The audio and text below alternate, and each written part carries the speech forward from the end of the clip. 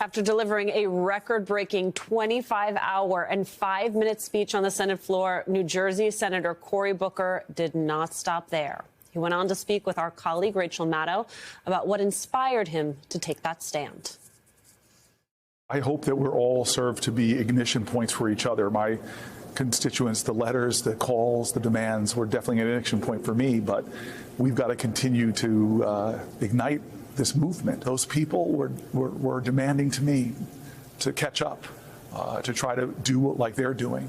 This is really about folks leading from their hearts and deciding I'm not going to just let business as usual go on in my life. And so I'm hoping that this is one part of a larger effort. Senator Booker's marathon speech, certainly a moment of inspiration for a Democratic Party that has struggled to find its footing in the new Trump administration, and for a base of dispirited voters who were absolutely desperate for a fighter to take on the president's agenda more aggressively. The question now, can they keep that momentum going? Claire McCaskill, Christina Greer are back with us. Claire, talk to me about that speech and about that question. I am dubious of anything where it's like, this is the thing that changes everything. But I do feel that it is potentially an inflection point. I think it is. And I think what you saw there was a very skilled, talented leader. I mean, Cory is a great orator. He is a wonderful communicator. He connects with people in a special way. He has, ever since he was out trying to help people change their flat tires as mayor of Newark. And I think his ability to elevate this debate about our moral compass is really important. And I think what he is going to do is motivate the other members of the Senate and the House, all of whom are talented leaders, to use their creativity to try to do more. Sometimes it's not about what you can do within the confines of the Senate rules. Sometimes you go outside those rules. And I'll tell you what's a really good example. A really good example is Adam Schiff telling you that he and Jamie Raskin are going to have a hearing next week. Now, that's a shadow hearing. It's not an official hearing because they're not in the majority. But during the Iraq War, this was done to a great effect, exposing some of the really bad contracting things that were going on in Iraq when the Democrats didn't have the majority.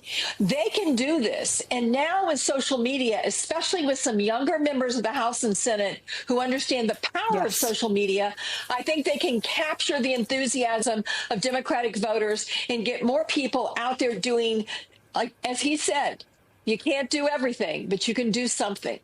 Right, because this is, we often talk about the ways in which, Dr. Greer, this is an asymmetric playing field, and that one of the things that Donald Trump understands is how to grab people's attention. Our friend Chris Hayes was talking about how it seemed as though if Donald Trump, if Cory Booker had not read his recent book, The Siren's Call, he had certainly gotten the gist of it, which is attention is the hottest commodity right now. And I think you saw the success of what Booker did based on some of these numbers. So you had him trending across social media. A live stream of his speech got over 350 million likes on TikTok, more than 879,000 views on X.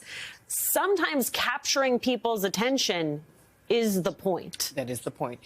And then taking it the next step, right? So it's a much needed adrenaline shot for the Democrats. The question is, what do you do with it now? You know that Democrats have been yearning for some sort of a leadership. I mean, realistically, we had the blueprint all of last year about what was going to happen.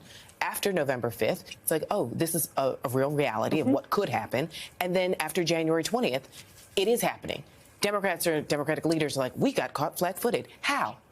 How did you get caught flat-footed? You had a full year. So lots of Democratic voters are asking themselves, where was the plan? This is now a very much needed beginning step to say, we have heard you.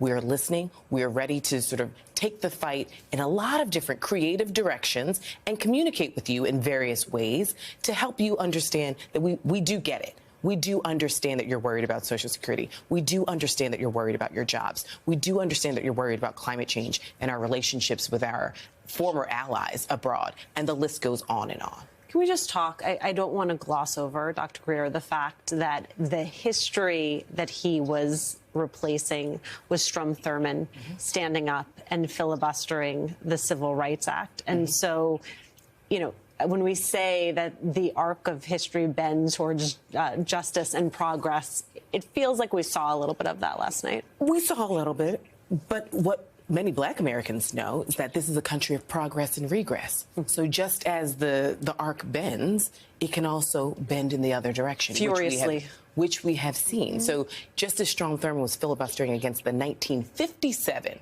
Civil Rights Act. And so we don't get a Civil Rights Act until 1964.